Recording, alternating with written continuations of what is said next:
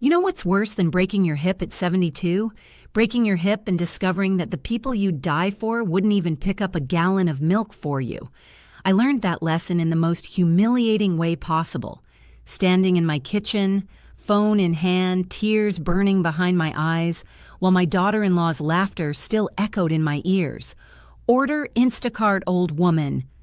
Those 4 words changed everything. But here's what she didn't know. This old woman still had her wits about her. And sometimes the quietest people make the loudest statements. My name is Elena Hartley, and this is the story of how I went from being a doormat to drawing a line so clear, so definitive, that it redefined every relationship in my family.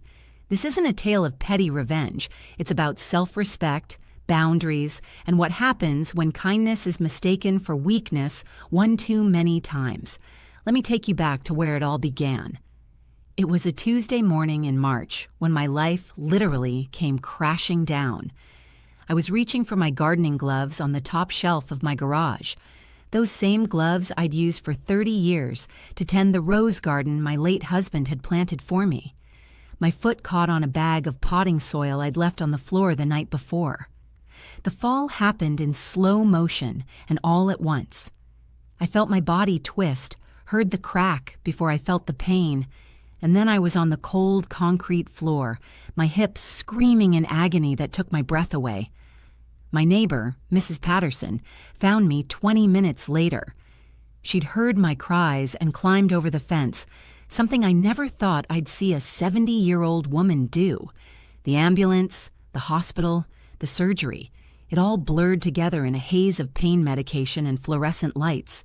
Hip replacement surgery, 6 to 8 weeks of recovery, no driving, limited mobility, complete dependence on others for basic tasks. The doctor's words hung over me like a sentence. I'd been independent my entire life. Even after my husband Thomas passed away 5 years ago, I'd managed everything myself. My house, my garden, my life. I handled it all with pride. Now I couldn't even walk to my own mailbox. I have one son, just one. Michael is 43, works in corporate finance, and married Jessica 8 years ago. Let me be clear about something right from the start. I tried with Jessica. God knows I tried. When Michael first brought her home, I welcomed her with open arms. I threw them an engagement party, helped plan the wedding, even contributed financially when they were buying their first home. I wasn't trying to buy her love. I was trying to show her she was family now, but Jessica had a way of making me feel like an outsider in my own son's life. Little comments here and there. "Oh, Michael, your mom still cooks with butter? We use avocado oil now." Or, "It's so quaint that your mother still sends Christmas cards. Everything's digital now, Elena." Quaint. That was her favorite word for everything I did. I bit my tongue through years of subtle digs. Michael loved her, and I loved Michael, so I smiled and nodded and kept my mouth shut. When they had problems, I listened. When they needed money for a down payment on a bigger house, I helped. When Jessica's car broke down, I co-signed for her new one. I wasn't keeping score. That's not who I am. Family helps family. That's what Thomas always said, and I believed it with every fiber of my being. After my surgery, when the hospital asked who my emergency contact was, I gave them Michael's number without hesitation. He was my son, my only child, my family. Of course he'd be there for me, and he was, for the first 3 days. I came home from the hospital on a Friday afternoon. Michael took off work and helped me get settled. He'd set up a temporary bedroom in my downstairs den so I wouldn't have to navigate the stairs. He'd arranged my medications, brought in a walker, and made sure I had everything within reach. "Mom, I'm going to come by every day after work," he promised, his hand on my shoulder. Jessica said she'd help out too. "We're going to take care of you." I felt tears of gratitude well up. "You don't have to do that, sweetheart. I don't want to be a burden." "You're not a burden, Mom. You're my mother. You were there for me my entire life. Now it's my turn." Those words sustained me through the first few difficult days of recovery. The pain was manageable with medication, but the helplessness was harder to swallow. I couldn't shower properly, I couldn't cook, I couldn't clean. Every simple task had become a challenge. Michael did come by that first week, but each visit grew shorter. Monday, he stayed for an hour. Tuesday, 45 minutes. By Wednesday, he was in and out in 20 minutes, always checking his phone, always distracted. "Work's crazy right now, Mom," he'd say, already halfway out the door. "Big project deadline. Jessica will swing by tomorrow, okay?" Jessica never came that first week, or the second. By the third week, I was rationing my food because getting to the grocery store was impossible, and I didn't want to keep bothering Michael. I'd been living on canned soup and crackers, stretching out the provisions that were supposed to last a few days. That's when I finally made the call that would change everything. It was a Thursday evening, around 6 o'clock. I'd spent 10 minutes just working up the courage to dial Michael's number, my stomach churning with guilt for needing help. "Hey, Mom," he answered, and I could hear the sounds of a restaurant in the background, clinking glasses, laughter, music. "Hi, sweetheart. I'm so sorry to bother you. I know you're busy, but I've run out of groceries and I was wondering—" "Mom, can you hold on a second?" The phone muffled, and I heard him talking to someone. When he came back, he sounded distracted. "Sorry, what were you saying?" "I just need some groceries. Some basics. Milk, bread, eggs, maybe some fresh vegetables. I can make you a list." "Oh man, Mom, we're actually out at dinner right now. It's our anniversary, remember?" I didn't remember. The pain medication made my days blur together. "Of course. I'm so sorry. I completely forgot. Congratulations, sweetheart. Never mind. This can wait. Hold on. Let me ask Jess." The phone muffled again, and I waited, my heart sinking. When the phone came back, it wasn't Michael's voice I heard. It was Jessica's. "Elena?" Her tone was already laced with irritation. "Michael says you need groceries?" "I'm sorry to interrupt your anniversary dinner, Jessica. It's not urgent. I can—" "We're at Le Bernardin, Elena. Do you know how hard it is to get a reservation here?" Le Bernardin. That was a $200 per person restaurant in the city, an hour away from my house. The irony wasn't lost on me. They had money for an expensive dinner but couldn't spare an hour to help me. "I understand. I'm sorry. I'll figure something out." "Just order Instacart, old woman." She said it like it was the most obvious solution in the world, her voice dripping with condescension. Then she laughed, this light, dismissive laugh that made my blood run cold. "It's 2025. Everything delivers now. We can't drop everything every time you need something." In the background, I heard Michael say something, and Jessica responded away from the phone. "Your mother wants us to leave our anniversary dinner to buy her groceries. I told her to use Instacart." More muffled conversation, and then Michael was back on the line. "Mom, Jess is right. Just use one of those delivery services. It's super easy. I'll text you the app to download. We'll come by this weekend, okay? Love you." The line went dead. I sat there in my chair, phone still pressed to my ear, feeling something crack inside me that had nothing to do with my broken hip. Old woman. Every time I'd helped them, every dollar I'd given, every boundary I'd let them cross, it all came flooding back. And in that moment, I saw clearly what I'd been refusing to see for years. I wasn't family to Jessica. I was an inconvenience. That night, I didn't sleep. I lay in my makeshift bedroom, staring at the ceiling, and let myself feel the full weight of what had just happened.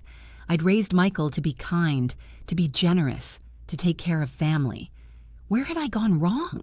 Or had I gone wrong at all? Maybe I'd done my job too well, made him so comfortable, so secure in my unconditional love, that he forgot it needed to be reciprocated. But it wasn't really Michael I was angry with, if I'm being honest. It was Jessica. And more than that, it was myself, for allowing her to treat me this way for so long. The next morning, I did order Instacart. I downloaded the app with shaking fingers, navigated the confusing interface, and placed an order for basic groceries. The delivery fee was almost $20. The markup on the groceries was absurd, and I had to tip the driver. For items that would have cost me $40 at the store, I paid $93. But the groceries came, And as I put them away, moving slowly with my walker, something crystallized in my mind. I needed to see exactly how deep this went. Over the next few days, I started paying attention, really paying attention. I began reviewing my credit card statements, my bank accounts, everything. What I found made my stomach turn. Jessica had been using my credit card for years. I'd added her as an authorized user 5 years ago, right after their wedding, when they were struggling with debt and needed to build credit. "It'll just be for emergencies, Elena," she'd promised, "just until we get on our feet." But as I scrolled through the statements, I saw the truth. Designer handbags, luxury skincare, expensive restaurants, weekend trips, that gym membership at the exclusive club downtown, $400 a month, premium yoga classes, spa treatments, thousands upon thousands of dollars every month for years. I calculated it out. Over the past 5 years, Jessica had charged approximately $240,000 to my credit card, nearly $250,000. My hands trembled as the number stared back at me from my calculator. That was money I'd saved. Money Thomas and I had put away for retirement. Money I'd planned to leave for Michael's future. And she'd spent it on luxuries while calling me an old woman for asking for help with basic groceries. I thought about calling Michael right then, but something stopped me. If I called him, he'd make excuses for her. He'd say I'd offered, that I'd never complained before, that I should have said something if it bothered me. He'd be right about that last part. I should have said something. I should have set boundaries years ago, but it wasn't too late to set them now. The plan came to me fully formed, like it had been waiting in the back of my mind all along. I would show them both exactly what my support meant, by removing it completely. I called my bank on a Monday morning. The representative was sympathetic and efficient. "I'd like to remove an authorized user from my credit card and cancel the card," I said, my voice steady. "Of course, Mrs. Hartley. May I ask the reason?" "Fraud prevention," I replied. It wasn't entirely untrue. Within 10 minutes, it was done. The credit card that Jessica had been using like her personal ATM for 5 years was canceled. Any charges she tried to make would be declined immediately. But I didn't tell them. That was the crucial part. I didn't call, didn't text, didn't give any warning. If they'd been checking on me, if Michael had come by or called, I might have mentioned it. But they didn't. 2 weeks after my surgery, and I'd heard from them exactly once, that anniversary dinner phone call. So I waited. It took 3 days for the card to decline. 3 whole days. Jessica must have been on a spending spree because when it finally happened, it happened spectacularly. I wasn't there to witness it, of course. But Michael's phone call painted a vivid picture. It was Saturday evening around 9 o'clock. My phone rang and Michael's name flashed on the screen. I let it ring 3 times before answering. "Mom!" His voice was strained, urgent. "Mom, something's wrong with your credit card." "Oh?" I kept my voice calm, almost disinterested. "What do you mean?" "Jessica's card, the one linked to your account. It got declined at dinner tonight. We're at this restaurant with my boss and his wife, and the card just declined. It was so embarrassing, Mom. Can you call the bank? Maybe there's a fraud alert or something?" I took a slow breath. This was the moment. "There's no fraud alert, Michael." "Then what's wrong with it? Can you check your account?" I canceled it. Silence. Long, heavy silence. "You... what?" "I canceled the credit card last Monday." "But Mom, why would you do that? Jessica uses that card. Why didn't you tell us?" This was it, the line in the sand. "Why didn't I tell you? Michael, honey, when's the last time you asked me how I was doing?" "Mom, this isn't the time." "When's the last time you came to check on me? I'm recovering from major surgery and you've seen me once in 3 weeks." "I've been busy, Mom, you know that. Work has been busy enough for Le Bernardin on your anniversary. Busy enough for dinner with your boss tonight, apparently, but not busy enough to make sure your mother has food in her house." I could hear him breathing, hear the fumbling with the phone. Then Jessica's voice, sharp and angry. "Elena, did you seriously cancel the credit card without telling us?" "Yes, Jessica, I did." Do you have any idea how humiliating it was to have my card declined in front of Michael's boss? What were you thinking? Something in me snapped. What was I thinking? I was thinking about how my daughter-in-law called me an old woman when I asked for help getting groceries. I was thinking about how I've spent nearly $250,000 on you over 5 years, while you couldn't spare an hour to help me when I needed it most. That's not...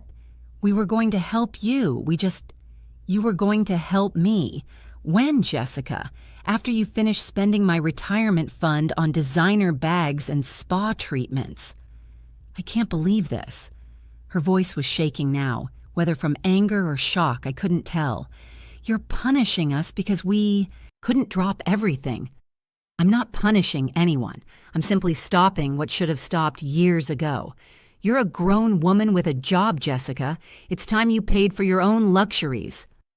Michael got back on the phone.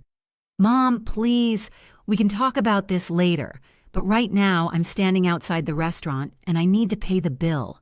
Can you just... No. The word came out firm, final. I can't. Use your own credit card, Michael. This is insane. Jessica's voice came through, distant but shrill. You're doing this because we couldn't bring you groceries one time? One time? I laughed, and it surprised me how bitter it sounded. Jessica, you never came. Not once. Not in 3 weeks. But you know what? I'm not even angry about the groceries anymore. I'm angry about the years I spent bending over backwards for you, only to be treated like a burden the moment I needed something in return. I hung up before either of them could respond. My hands were shaking. My heart was pounding. But underneath the adrenaline, I felt something I hadn't felt in years. Powerful. The calls started immediately. First Michael, then Jessica, then both of them together. I let them all go to voicemail. Michael's messages started apologetic. Mom, I'm sorry, you're right. We should have been there more. Can we please talk about this? But by the third message, Jessica's influence was clear. Mom, you're being unreasonable. We get it, you're upset. But canceling the card without warning was a low blow. That's not how family treats each other. That line, that's not how family treats each other, almost made me call back. Almost. But I remembered sitting alone in my house, rationing canned soup, and the anger returned. The next day, they showed up at my door. I saw Michael's car pull into the driveway through my front window. My first instinct was to hide, to pretend I wasn't home. But I'd come this far. I wasn't backing down now. I made my way to the door with my walker, taking my time. By the time I opened it, they'd rung the bell 3 times. Michael stood on my porch looking exhausted, his tie loosened, his hair disheveled. Jessica stood behind him, her arms crossed, her face a mask of barely contained fury. "Can we come in?" Michael asked quietly. I stepped back and let them enter, saying nothing. We settled in my living room, me in my chair, them on the couch. The same couch where I used to read to Michael when he was little, where Thomas and I had our morning coffee together for 30 years. It felt wrong having this confrontation here. Michael spoke first. "Mom, I owe you an apology. We both do." He glanced at Jessica, who stared at the floor. "We should have been there for you after your surgery. You're right about that." "Thank you," I said simply. "But Mom, canceling the card like that, it was vindictive. You embarrassed us in front of important people. There were better ways to handle this." "Was there?" I met his eyes steadily. How many times did I mention needing help? How many times did I bite my tongue when Jessica made comments about my age, my cooking, my lifestyle? How many times did I let things slide because I didn't want to rock the boat? Jessica finally looked up. "I never meant those comments the way you took them, Elena. I was just what? Just being honest? Just being yourself?" I shook my head. "You called me an old woman, Jessica, to my face, while I was asking for help after major surgery. I didn't mean I was stressed, we were out, it just came out. But it did come out, and that means somewhere, on some level, that's how you see me." Silence fell over the room. Michael ran his hands through his hair, that nervous gesture he'd had since childhood. "What do you want from us, Mom? he finally asked. It was a fair question. I'd thought about it a lot over the past few days. I want respect, I said quietly. I want to be treated like a person, not an ATM machine or a babysitter or someone who exists only to serve your needs. I want my son back, the one who used to call just to check in, who remembered that I existed even when he didn't need something from me. Michael's eyes glistened. I'm still that person, Mom. Are you? I asked gently. Because that person would have noticed that I was struggling. That person would have made time, no matter how busy work was. That's not fair, Jessica interjected. You have no idea how demanding Michael's job is, how much pressure he's under. And you have no idea what it's like to be 72, alone, and unable to take care of yourself, I shot back. I'm not asking for your pity, Jessica. I'm asking for basic human decency. She opened her mouth, closed it, then stood up abruptly. I can't do this. This is crazy. Michael, I'll be in the car. She walked out, the door closing firmly behind her. Michael and I sat in silence for a long moment. She's not a bad person, Mom, he finally said. I never said she was. But she's not kind to me, Michael, and you've let that slide because it was easier than dealing with it. His face crumpled slightly. You're right. I have. I didn't want to be caught in the middle. You're not in the middle, sweetheart. You're my son. That's not the middle. That's a side, and it's okay to be on my side sometimes. He nodded slowly, tears tracking down his cheeks. I love you, Mom. I'm sorry I made you feel like you didn't matter. I love you too, so much. That's why this hurt as badly as it did. We talked for another hour after that. Really talked. The way we used to before Jessica, before his demanding job, before life got so complicated. He told me about the pressure at work, about his fears of not being successful enough, about how Jessica's spending had spiraled, but he'd been too embarrassed to address it. I told him about the loneliness after his father died, about how proud I was of him despite everything, about how frightening it was to be dependent on others. By the time he left, we hadn't solved everything, but we'd made a start. The weeks that followed were difficult. Jessica refused to speak to me. Michael came by more often, twice a week instead of once a month, but the visits were tinged with awkwardness. He brought groceries, helped with household tasks, but we danced around the elephant in the room. I didn't reopen the credit card. That was non-negotiable. But I did help them in other ways, smaller ways that felt like mutual support rather than being taken advantage of. When Michael's car broke down, I lent him mine for a week. When they had a genuine emergency, their basement flooded, I helped with the repair costs. But I made sure these were conscious choices, not defaults. And most importantly, I made sure they asked rather than assuming. Slowly, imperceptibly, the dynamic shifted. Jessica started being more polite. Not warm, not friendly, but no longer dismissive.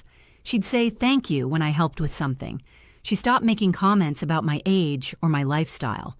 It wasn't forgiveness, exactly. It was more like a ceasefire. Michael, for his part, became more attentive. He called twice a week just to chat. He started remembering my doctor's appointments. Small things, but they mattered. 3 months after the canceled card incident, Jessica did something that shocked me. She apologized. It wasn't a grand gesture. We were at Michael's house for Sunday dinner, something I'd instituted as a weekly tradition, and Jessica and I ended up alone in the kitchen while Michael took a work call. Elena, she said, not looking at me as she chopped vegetables. I wanted to say, I'm sorry for how I treated you. I stopped washing the dishes and turned to look at her. She continued, her voice quiet. I didn't realize how much we were taking advantage of you until you cut us off. And the old woman comment, she finally met my eyes. That was cruel. I was annoyed and stressed, but that's not an excuse. You deserved better. I studied her face, looking for signs of insincerity. But all I saw was a woman who looked tired and maybe, just maybe, a little ashamed. Thank you, I said simply. That means a lot. She nodded and went back to chopping. We worked in silence for a moment, then she added, "For what it's worth, Michael and I have been in counseling, working on a lot of stuff. Money management, boundaries, communication. It's been enlightening."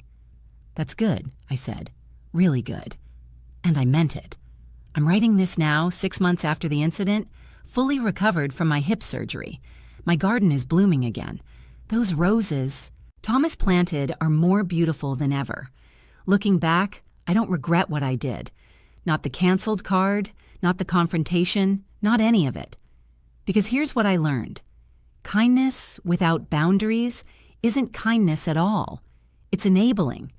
For years, I thought being a good mother meant always saying yes, always being available, always putting my son's needs above my own.